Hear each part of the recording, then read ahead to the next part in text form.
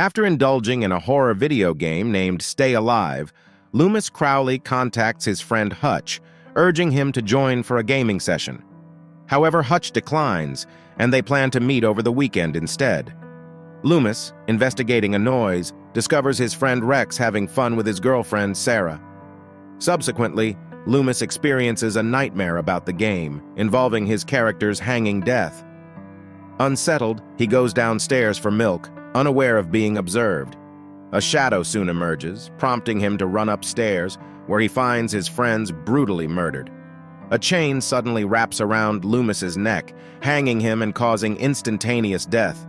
Meanwhile, Hutch believes he's in trouble at work, only to find out his boss, Miller, is upset about his character's demise in the game. Hutch provides gaming advice, instantly lifting Miller's spirits. Later, a phone call informs Hutch of Loomis and his friends' deaths. At the funeral, Abigail introduces herself to Loomis, taking his picture as Sarah's friend. Loomis's sister Emma gives Hutch her brother's bag containing video games. Abigail gives Hutch her number for support. Hutch visits friends October and Phineas, unsure about the tragedy. October examines Loomis's belongings, discovering an old picture with Hutch.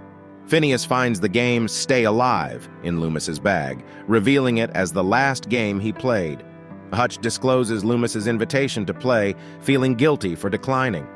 October assures him it's not his fault. Phineas wonders about the game's origin, and Hutch explains Loomis was a beta tester, sparking Phineas's interest in trying it. Later, Swink, Phineas, and October join Hutch at his place. Abigail arrives, and Hutch introduces her. As they set up to play Stay Alive, they learn the game requires reciting the Prayer of Elizabeth, spoken aloud. Despite ominous warnings, they proceed to choose characters. The game instructs them to uncover the truth about Jerouge Plantation, striking a chord with October. As they play, they encounter challenges and revelations, with Miller joining them online. The game becomes voice-activated, leading them to recite Elizabeth's prayer. The game warns of dire consequences, marking them for death. Unfazed, they continue playing. Hutch's friend Swink and the group delve deeper into the game, discovering a secret room displaying Countess Elizabeth Bathory's portrait and her diary. Miller, exploring tunnels in the game, describes his predicament, losing roses and sensing vibrations. Eventually, he encounters the Countess, who fatally stabs him. Hutch relays Miller's instructions to Phineas, who becomes distracted by a mysterious figure outside Miller's office. The next day, Hutch learns of Miller's death. Detectives Thibodeau and King interview Hutch, learning about the online game. King suspects Hutch due to his proximity to Miller's office, but Thibodeau advises caution. They exchange numbers, anticipating further discussions. Hutch discovers Miller's body from his office. Phineas finds Miller's character in the game, encouraging them to continue playing. Hutch and Abigail get upset, leading Phineas to play alone. October inquires about Abigail's story, learning about her background. October smokes beside Hutch, triggering painful memories. Hutch, avoiding conversation about his troubles, mentions his aversion to fire. They discuss Miller's unusual death, resembling the fate of his game character. Hutch leaves abruptly, recalling the deaths of Loomis and friends after playing the game, prompting him to check on Phineas. Meanwhile, Phineas ventures into the game solo, using a mirror to track the Countess. However, the mirror shatters, as the Countess despises mirrors. Undeterred, Phineas flips the mirror and spots a carriage approaching his character.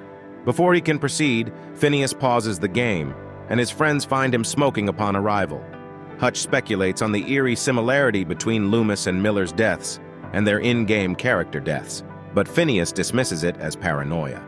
Later, Phineas repairs his car outside while Hutch, revealing scars from a past fire incident, shaves in the bathroom. Hutch notices a momentary change in his reflection, but the mirror quickly reverts to normal. Meanwhile, Swink, oblivious to blood on his keyboard, delves into researching perceptive reality. October witnesses a dead girl in the mirror, coinciding with Phineas hearing an approaching carriage and narrowly avoiding a real vehicle. Hutch investigates Loomis and Miller's deaths at the office, oblivious to a dead girl walking nearby. He shares incident reports with his friends, emphasizing the pattern of deaths mirroring the in-game scenarios.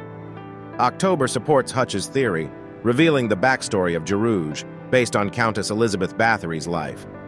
October believes the Countess returns to claim them in the game.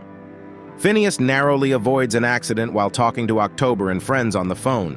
He discusses perceptive reality with Swink, who reveals recent auditory and visual disturbances. Phineas's friends rush to pick him up, but a black carriage fatally strikes him. Hutch and the others discover Phineas's body, prompting a call to detectives Thibodeau and King. Thibodeau privately questions Hutch, suspecting his involvement. King, curious about the game, plays it, halted by Hutch, as he recognizes the danger. After the detectives leave, October blames Hutch for Phineas's death, while Hutch, unable to change the past, apologizes.